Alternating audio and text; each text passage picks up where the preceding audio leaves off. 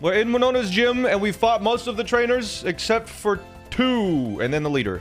So that's what we're doing today, chat. Chat, do you want to see the frag counter? How many kills each Pokemon has gotten? This is the Sprout. The Sprout list, clearly, because he's right at the top. Sprout has the most kills. Of course, it's our starter. The crazy thing is that Dino Nugget has gotten into 2nd place, and we got it on the Flannery split. Dino Nugget has gone crazy.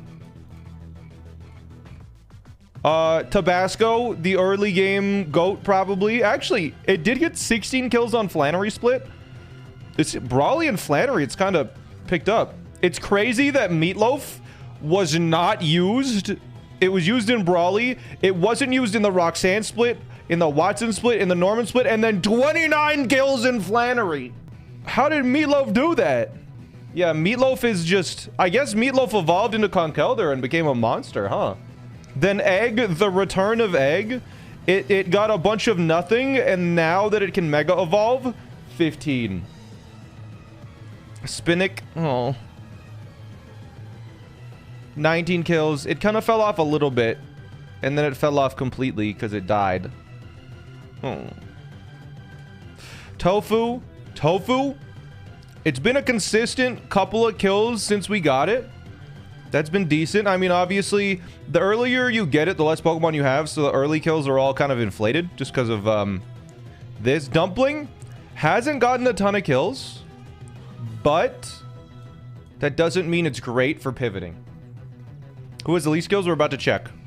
I imagine there's a couple with 0. Peanut, it's just been along for the ride. Taco, it got no kills. It got a couple here, nothing there. It's fallen off a little bit. Alaska Hot Dog. I thought Hot Dog would be higher. Honestly. This feels low. Does that not feel low? That feels a little low. Chowder. It's gotten a decent, consistent showing. Cheddar, not as good. See, Boba. Boba did all right. We had to sacrifice it to Norman, but it is what it is. Gumbo. Rest in peace, Gumbo. Oh my goodness. Bok Choy. 17. Okay, not terrible. Gumbo died because we accidentally poisoned it too much. Pear never goes for kills, obviously, but 6.5? Huh? What does that mean? Is there a note somewhere? How does Escargot have 6.5 kills? Wait, did someone have 12.5? Maybe something died to poison while it was on screen. Truffle has been... It has 0 kills on Winona. Pop Rocks, couple. Sashimi got a couple. Hot Pot has been great utility-wise. Chat, Hot Pot has killed the one thing this split, and it was a friggin' Dragonite.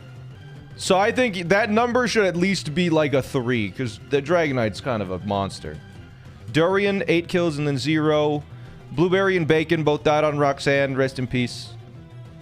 Tempura, we had to sack to win straights. Chicken and Radish, both at 7, 6. That's decent. We just got them. Curry, Honey. Asparagus has 3 kills. We never used... We actually didn't have a Sceptile until recently. Nori, 2.5 kills. And then there's Jawbreaker with 1 kill, 1 death. Tamale has 1... Tamale has 2 kills? That's it? Kebab has 2... I feel like Kebab is like... How... Kebab feels like it should have more than 2 kills. This thing's kind of a monster. Licorice, Venison, Beer, Vegemite, Corn Dog. I kind of forgot we had this Pokemon. Corn Dog has just not ever been useful. That's crazy. Froyo and Lobster. Lobster has not gotten any kills, but it's yawned a bunch, which is great. We just have better rock types? I guess. Yeah, no risk. It's too fragile and doesn't have a high enough attack. That's the frag list. And now it's time to calculate Bird Keeper Darius. We haven't fought Bird Keeper Darius yet, right? So, yeah, again, this is the world's hardest Pokemon, Nuzlocke. We're 176.5 hours into it. The only way to beat it is to meticulously plan out every single battle. That is the only way anyone will ever do this. One mistake, and we could lose. Last week, we made one mistake. We learned a lesson. We could have lost a Pokemon, but we played it pretty well, so We didn't lose anything last week, but it was a bit of a thing. Let's go. Tax write-off, something like that. Okay, new fight. Birdkeeper Darius. More like Birdkeeper Doofus. Got him. Got him. This idiot's gonna die right now. Out of embarrassment. Okay, so here's the plan. We cannot kill Clefable in one hit with literally any Pokemon. Well, except for Muck, but it doesn't outspeed. So, we needed a Pokemon that could outspeed and kill this freaking little thing, because it has Stealth Rocks and a bunch of weird, wacky moves. So, we're going to start with a Fake Out to deal some chip damage. Now, this Clefable sees that it can kill my Tofu with Moonblast. And now that it's the second turn, the Stealth Rock, the AI devalues Stealth Rock a little bit, and it sees that, oh my god, I can kill with Moonblast. I gotta go for that. It's past the first turn. I don't need to Stealth Rock anymore. So, we're going to switch in Dumpling on a Moonblast. I guaranteed Moonblast at that. And it's going to take the Moonblast. It's holding a Citrus Berry in case it crits. Didn't crit, that's fine. So now it's guaranteed to Flamethrower, but we still can't kill it in one hit. So we need to Fake it out a second time. And now, with that amount of damage, because it sees a guaranteed kill on Dumpling with Flamethrower, we're going to switch in our Alaska. It has wings in the flying gym. It counts, chat, okay? It has wings. Now we can switch it on a Flamethrower, take basically no damage, and Arcanine does outspeed, and with a Life Orb, kills with Flare Blitz. It has Rock Head, so it will not be taking any recoil damage. And then the first Pokemon that can outspeed and kill Arcanine comes in, which should be Gliscor.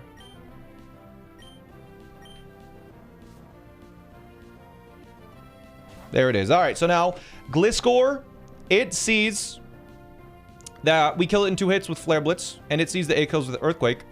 And it sees that it outspeeds and kills me with Earthquake, so it's guaranteed to Earthquake this turn. Which means Dino Nugget can switch in on that Earthquake and take 0 damage. Dino Nugget is holding no item, and that is very important that it is holding no item. Because we do not want this Gliscor to use Swords Dance. And with no item, it means Acrobatics can deal over half damage to this Gliscor. And it will never use Swords Dance if it sees that I outspeed and can 2-shot it. Which I will. Which I can. If it happened to use Swords Dance this turn, I could kill it for free. So, it will not be using Swords Dance, which allows me to take 1 hit and Tailwind. Not for Archeops, but for the next Pokemon. So there is 1 turn of Tailwind gone as we take a Sky Uppercut. Now, Sky Uppercut goes out, boom, whatever. Now it's going to Sky Uppercut again because still I kill it in 2 hits. So Taco, the defensive monster that it is going to switch in on this Fighting Sky Uppercut, this super effective Sky Uppercut. And it's going to take not even half.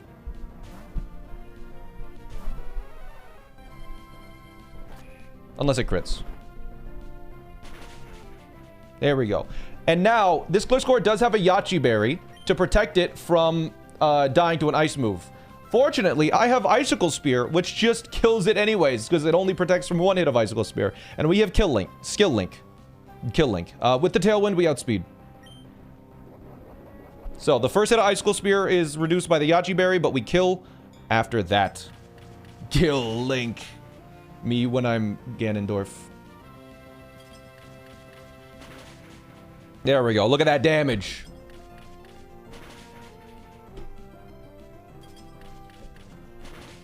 Boom. Now, with Tailwind still up, we actually outspeed everything on the opponent's team. And we kill everything on the opponent's team with Cloyster. So, there's no everyone's going to switch in, and it's just going to die to Icicle Spear.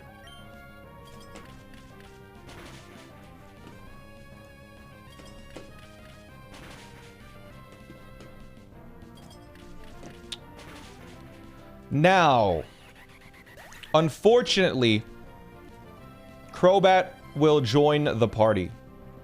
And my Tailwind petered out.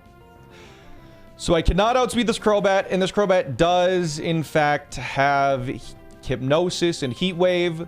So, it's either going to use Hypnosis or Heat Wave, because Heat Wave is the highest damaging move, and Hypnosis, it might use it. So, we're going to switch in Tofu on the Hypnosis or Heat Wave, which Tofu's at full health.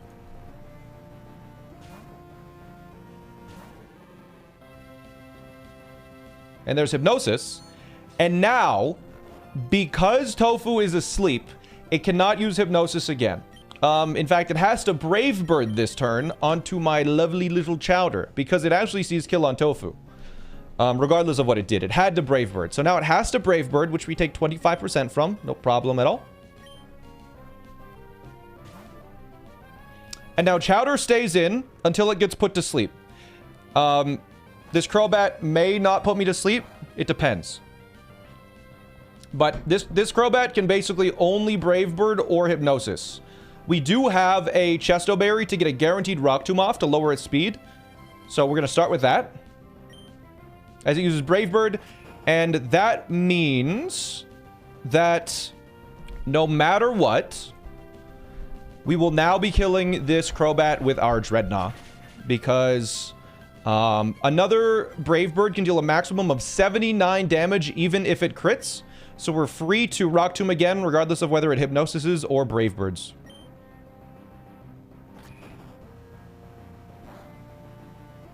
Critical hit. We survived. And there is a kill for Dreadnought. If it put me to sleep, I would have just switched to Arcanine and killed with that after one Rock Tomb.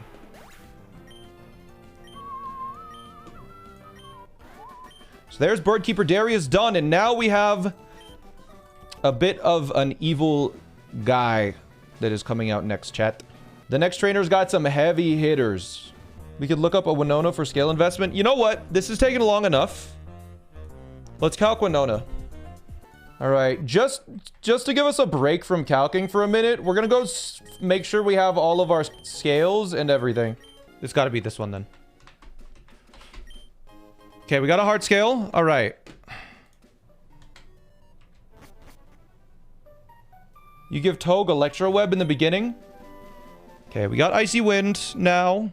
And apparently we did teach Electro Web to Togedemaru before it could learn it naturally. Okay, so we get through this whole fight using a single TM that is a renewable resource once we get to Lily Cove. We have not used any resources, which means, chat, we cannot fight the gym leader yet. The Icy Wind TM gave us a riskless line drew.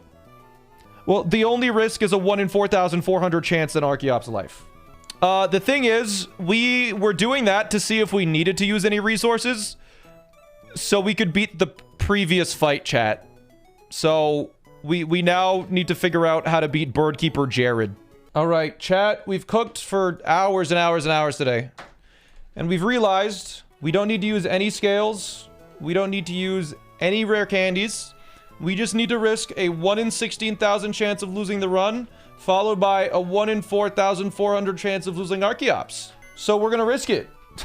So, this first, the battle before the gym leader, Winona, relies on... Where's Corndog? Corndog's first kill, maybe? Is this Corndog's first kill? Rybombi somehow is killing something. And Caparaja, who also, again, has like no kills. If the reason why we lose the run is because Rybombi is so garbage, it's like it kills the whole run, you know what? That's funny as hell. All right, chat, now we have an important decision to make. We are using Icy Wind, and we're using it on Gyarados. Which move do we delete? I'm deleting Crunch. Okay, all right. We cooked for, I don't know, I've been live for 10 hours today, and we did one fight. Let's hope these 2 fights and the 9 hours of planning we did for them is all worth it. Let's go. Let's hope we didn't miss anything, because this could have been bad. If we miss something and Blaziken comes in and sweeps my whole team, that would be unfortunate, I would say. Okay. Tab in. Behold the elegant style of bird Pokemon. All right. Love me some birds. Let's see, Birdkeeper Jared.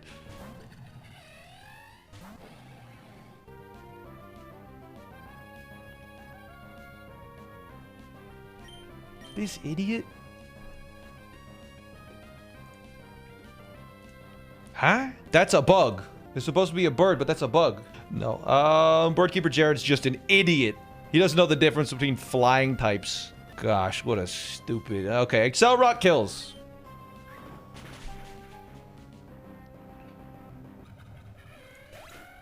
And hopefully, if Surfetched, please come in, Surfetched. Oh my god, please.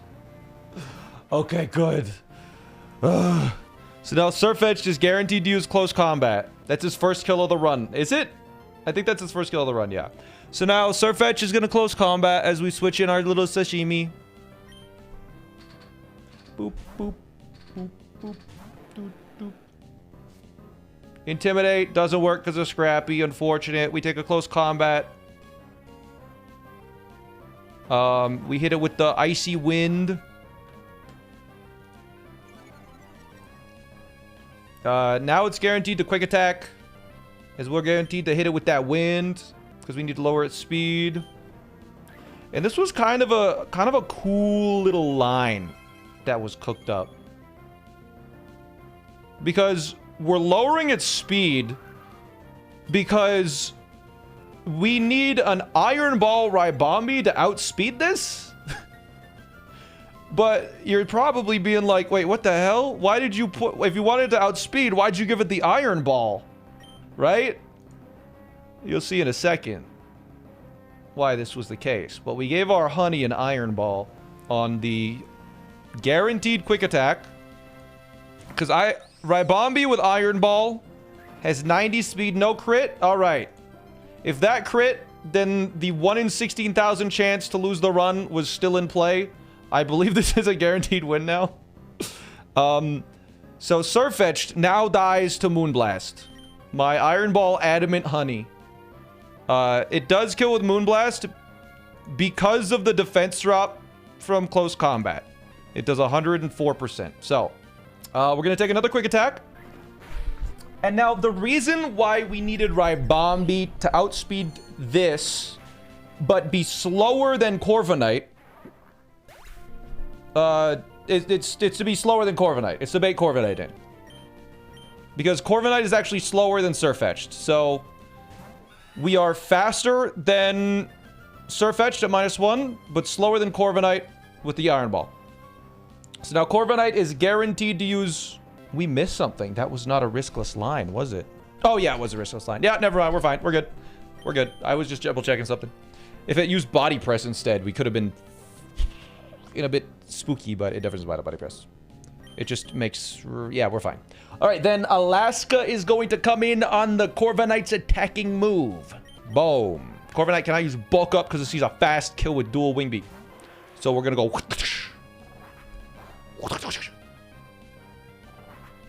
And then Arcanine with a charcoal kills with Flare Blitz. Ah! Cool. Wow.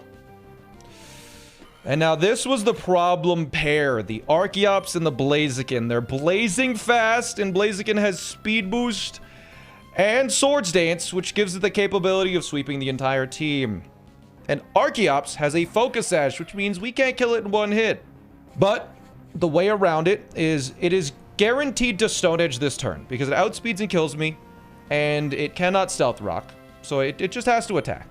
Just has to attack. So Curry actually takes the Archeops, Stone Edge, or Dual Wing Beat quite easily. So Curry is going to come in and is going to take a hit. It has a Citrus Berry in case of some crazy, like, high roll crit scenario. I think that it might have been unnecessary. I don't know. Whatever. We take a Stone Edge, and now we're going to take this Archeops down to its Focus Sash, as it most likely will be using Stealth Rock. There's a Stealth Rock, and the great thing about Archeops is that even with its Focus Sash, it's now completely neutered because it has the Defeatist ability. So its attack stats have been halved as it's left on 1 HP. So it can now deal basically no damage with Stone Edge and Dual Wing Beat. So it has to Endeavor because the Stealth Rocks are up. Now, there is one Pokemon that I have. Actually, there's a couple of Pokemon that I have. There's a couple of Pokemon that I have that are able to outspeed Archeops. But the one that we chose, because it worked out the best, was Kebab. As it switches in, and it takes the Stealth Rocks, and then it takes the Endeavor to go down to 1 HP. So we're going to take Stealth Rocks. We're going to take an Endeavor, because that dealt the most amount of damage, to go all the way down to 1. Now, we outspeed Archeops and kill with Liquidation. And then Blaziken comes in immediately after. It has no priority moves. It has 147 speed, but after one single speed boost, it would outspeed me. Which is why we needed to kill Archeops and then chain kill this Blaziken with a Mystic Water Liquidation to finish the job. Here we go. This should kill. And that is the trainer before Winona done. Thanks to some good lines from Drew. Thanks, Drew. Okay. Now, we have Winona. Immediately after, it's already cooked. We're going to run it. There is a 1 in 4,400 chance that Archeops dies, and that is it. Hopefully this line is riskless. We're about to find out. It's time for badge number 6. I can't. Okay. 3, 2, 1, and go. Okay. Okay. Here we go. Isn't it tad late for that? No, I'm just moving it in the calc so I don't mess up anything. Here we go. Winona would like to battle. Opens with a choice Scarf Staraptor. There is 0 chance we are outspeeding this ever. But because we're an Arcanine, it's guaranteed to close combat here. And so we start with Arcanine to force a close combat, so we can switch into Lobster, who takes very little from close combat, 22% from close combat. So, Lobster switches in, and is going to take, it's gonna take a close combat. Easy peasy. So after close combat, here it is. There is 1 close combat. We will be taking another close combat, and we need to let it go down to -4. So we're gonna slack off again, so we're gonna slack off to heal after it brings us down to half, basically. So there's another close combat. It has 5 close combats total. They're not PP maxed.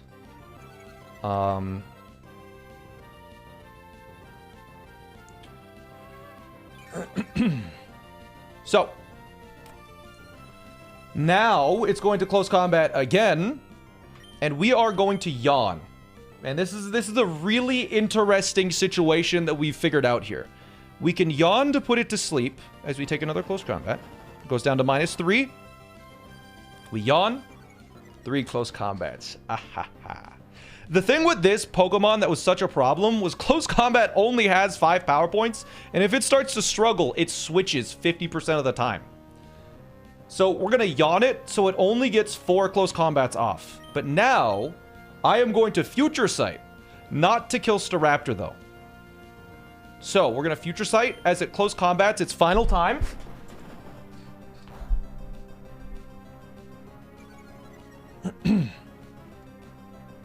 It close combats a final time as we use Future Sight. We foresaw an attack, and now it's asleep. Now we have 1 guaranteed sleep turn. 1 guaranteed turn of sleep means that I am free to switch into Alaska, which will never take a close combat because it always sleeps for at least 1 turn.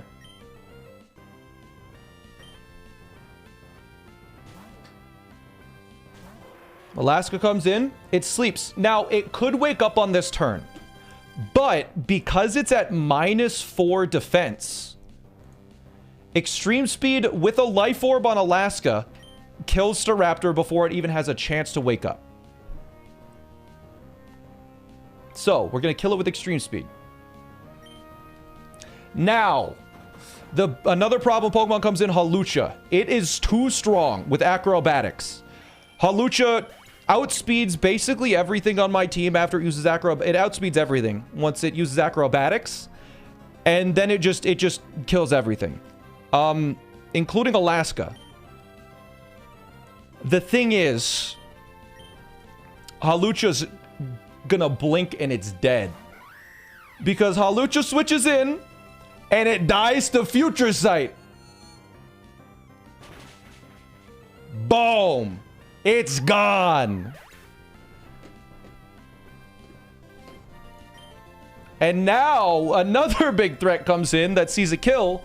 Shaman should come in next because it sees it outspeeds and it sees a kill with Earth Power specifically. Fortunately, and this was the thing that unlocked this fight. Gyarados can switch in on Earth Power, and it learned Icy Wind, which we just picked up while we were running around looking for all of the items we missed. We missed Icy Wind TM, and that is what saved this. That's what made this line possible. We switch in Sashimi. On the Earth Power.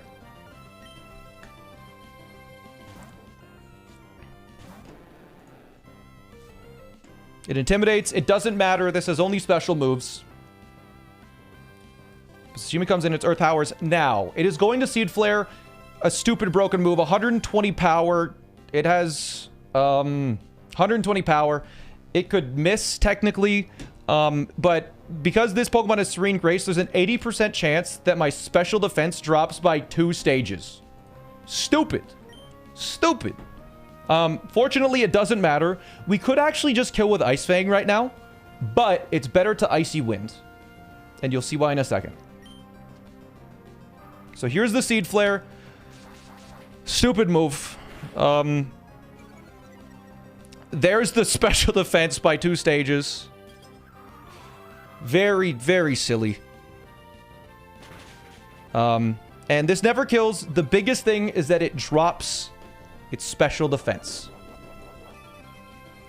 Leftovers, totally fine. I was scared for a second, but then I realized it was fine. We're going to switch in Corviknight on, I believe it's a 50-50 between Air Slash and Seed Flare now. Speed? It drops the speed? What did I say? Oh, yeah. Yeah, Icy Wind drops speed. Yeah, sorry. I saw special defense. It's, Shaman, its speed is dropped. So,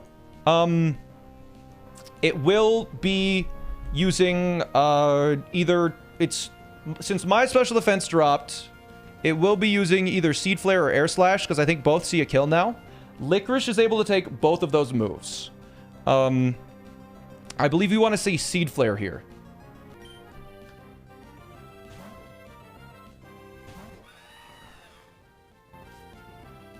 Shaman, it can't eat its berries. So Air Slash, it's the worst move, but it's not really a big deal. It's an extra couple percent. Shaman's leftovers are going to activate. It doesn't matter. Now, because Corviknight is in, it is guaranteed to Air Slash. And that's what we wanted. We want a guaranteed Air Slash, specifically Air Slash. And so this is what it does. Because Alaska needs to switch in on the Air Slash to take a minimal amount of damage. Minimal, but yeah, a minimal amount of damage. And now with the Icy Wind, Air Slash will hit. That's good that it didn't crit. And Flare Blitz kills 100% of the time. Because we outspeed just barely by like 4 points we outspeed now. And Flare Blitz will kill. Because it does 142%. Because we outspeed. And the reason why we killed with Alaska instead of with Sashimi is because it baits a completely different Pokemon. If we killed with Sashimi, it would bait in Volcarona, and Volcarona could have Quiver Danced and a bunch of random other stuff, which we didn't want to happen, because Quiver Dance, it could just sweep my whole team. So by killing with Alaska, it instead baits in the only Pokemon that outspeeds that's left, that kills it in 1 hit, which should be Altaria. Because Altaria sees a kill with Earthquake. And this is a Mega Altaria. So, the Mega Altaria is going to be using Earthquake on my egg. Which takes 0 damage. Mega. Yup. Here comes the Mega. Not there, Altaria. The Mega. Like the Egg Mega. So it's going to Earthquake here. And this specific Pidgeot is the only thing in my entire box that had any chance of killing this Altaria. Only by Mega Evolving and then using Hurricane are we able to kill this Altaria. Now, there's some stuff that can happen here. Because Hurricane can confuse. If it confuses, we have some weird situations. So, ideally, it does not confuse here. If it confuses here, then there is a chance that Archeops could have some trouble. I mean, like a 1 in 2,000 chance, but we don't want to see it confuse. The worst case is confuse and then it crits. But we'll see. Hurricane confusion means we have to do our alternate plan, which is not as solid. And in the middle of the plan, it just says, I don't know, figure it out. But it's very unlikely to happen. Okay, we're good. So now we do outspeed and we kill with Hurricane. And we are at 90 HP, which is 42%, which is... Oh. Perfect. This means that there is no risk for the rest of the fight. Zero risk. That was the perfect roll from Altaria for us. As long as I play it right, there should be zero risk now. The 1 in 4,000 whatever did not happen. So we Hurricane and it kills.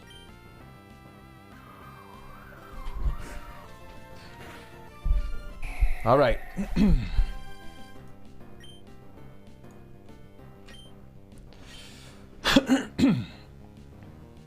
Volcarona comes in, and it can never Quiver Dance. Because it sees that it can kill me with only Fiery Dance, which was perfect. If it had a chance to use Psychic, because Psychic here can deal up to 83 damage. And Fiery Dance can deal a minimum of 93. So that means that Fiery Dance, it will always see a kill, which means it has zero chance to Quiver Dance or anything.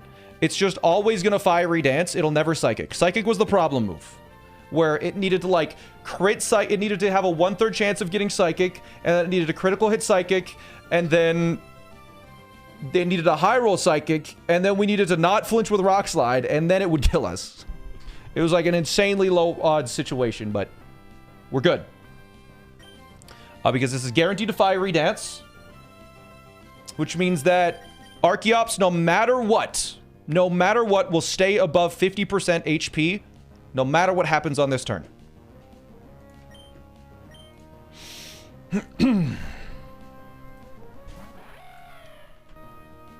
There's the guaranteed Fiery Dance. It cannot burn.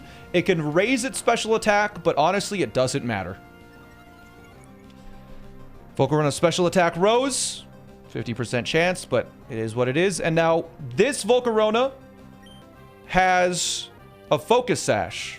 This Volcarona, the problem with the Quiver Dance thing is that it has a Focus Sash, so even if we could kill it, it wouldn't even work because it could Quiver Dance and it would have a Focus Sash and it would just survive.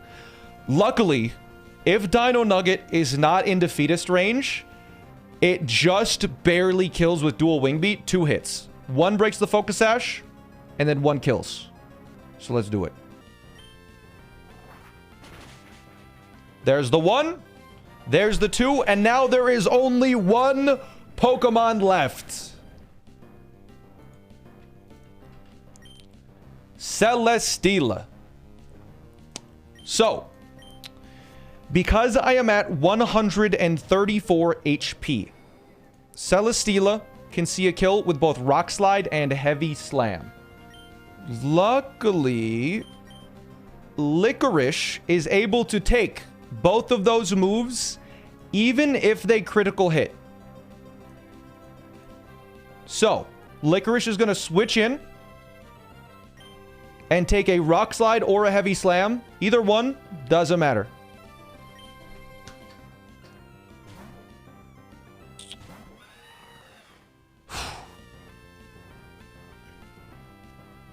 There's the heavy slam. Boom. We didn't even need the citrus. Fantastic. Now, Celesteela, it sees that... Wait a minute. Rock Slide and Heavy Slam don't do any damage to this Licorice. It now has to use Flamethrower against Licorice. So, Alaska will switch in yet again on the guaranteed Flamethrower.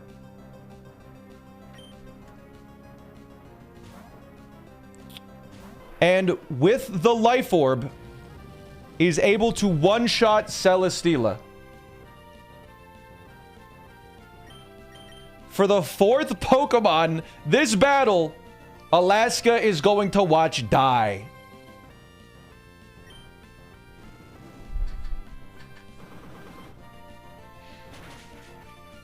And that's badge 6. Oh. No deaths. This whole split, this whole section. We've won. And now the start of the longest section of the whole game. Mount Pyre, Magma Hideout, Aqua Hideout, and Tate and Liza. 4 dungeons. And we can use Fly now. Oh my god, finally. And we got Roost. Oh, we can fly! No more slow walking everywhere. Now, I believe we have 2 encounters for the start of Wednesday's stream.